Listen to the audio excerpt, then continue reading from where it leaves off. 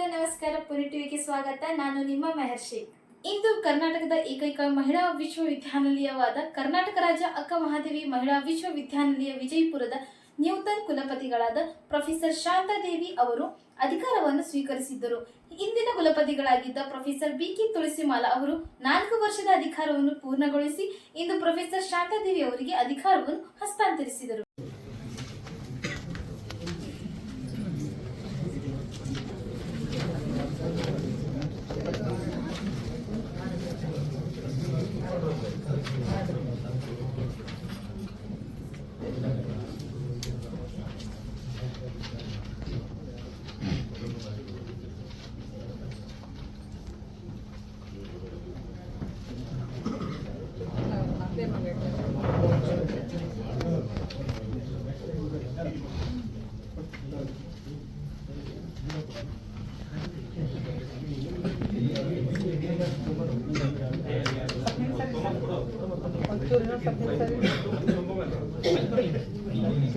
letter ಕೊಡ್ತಾರೆ